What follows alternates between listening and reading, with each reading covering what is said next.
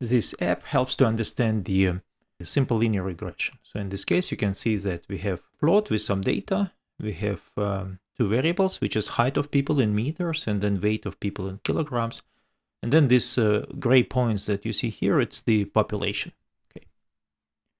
You can see that for population, we have this is the linear model. So you can see this is the slope and this is the intercept, where we can use, which we can use to compute weight of person if we know the height of person. So you can see, for example, if height of person is, for example, 2 meters, then you can compute weight by multiplying 66.8 by 2, which is approximately 133, and then we subtract 43, which is approximately 90 kilograms, right?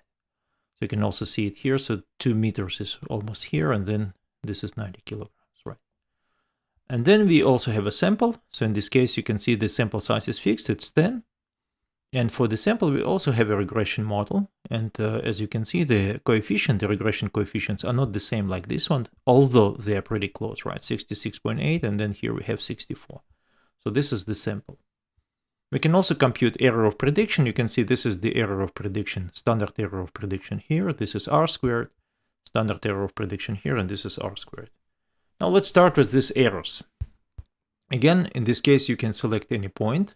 Just click on this point and then it will be selected. Now what do you see? This is the blue line, right? So this line is predicted value. It gives you the predicted values.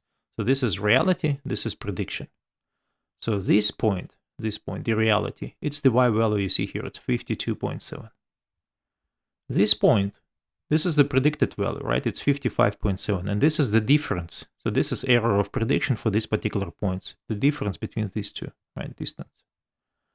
Now I can actually compute this difference for every point here, right?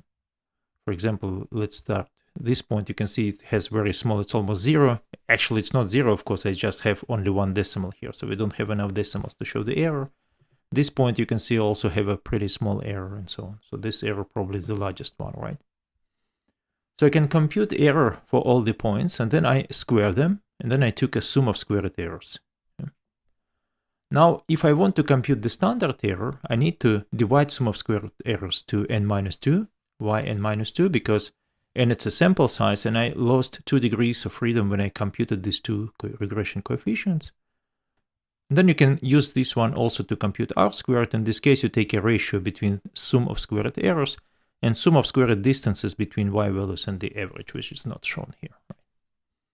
So this is how it works. And then you can see that I also showed you some uncertainties here, and the uncertainty interval looks a bit weird. Why? Because in simple linear regression, in any regression, we have two sources of uncertainty, two sources of errors. So first of all, it's a fitting error. So let me show the fitting error. The fitting error, you can see it's parallel to the line, so it doesn't depend on x, it doesn't depend on the position of your sample, it's simply always a fixed interval. And the fitting error depends only on this one. It's a standard deviation, it's a standard error, standard deviation of your errors. So we simply take a given amount of standard deviations, for example, for 95%, and the sample size of 10, for example, we can compute it using t-distribution, right? So it will be approximately 2.3 perhaps. So we take this amount of standard errors, and that gives you the fitting error. It tells you how well y values, variation of y values, can be described by variation of x values. So you know already that for the sample it's 93%, for the population it's 92%, right? However, we have also a sampling error. And what is a sampling error?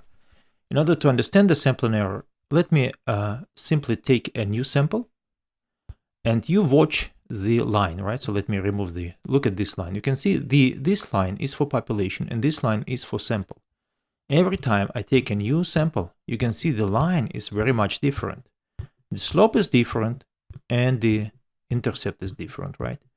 Moreover, you can see that the biggest difference because of the slope is here, where we don't have any sample points. So the biggest difference, the border points of your sample will influence the bigger difference, the biggest uncertainty of the position of this line, right? So just play a little bit and then you will see it clearly. So that's exactly the sampling error. So sampling error is uncertainty from the position of the line, from the slope and intercept of the line. And then you can see if I, for example, add the sampling error, in this case, right? And if I start taking new samples, most of the time, this gray line will be within this shaded area, right? So again, in this case, because I computed this error for 95% of the cases, for 95% confidence, so you can see that in 95% of the cases, the true population regression line will be inside, okay? And then you can see that we can take into account both errors if we take full. So full, it's simply a sum of these two errors, the fitting error and the sampling error, okay? So therefore, when you compute this uncertainty, you compute it as the predicted value plus minus these two errors, right? And it gives you the true value inside. So if you take into account this, so you can see only few points lie outside this area, right? So this is how simple linear regression works. So we have two sources of error: fitting error, because we cannot explain all variation of y by knowing x. So the part of we cannot explain, it's the fitting error.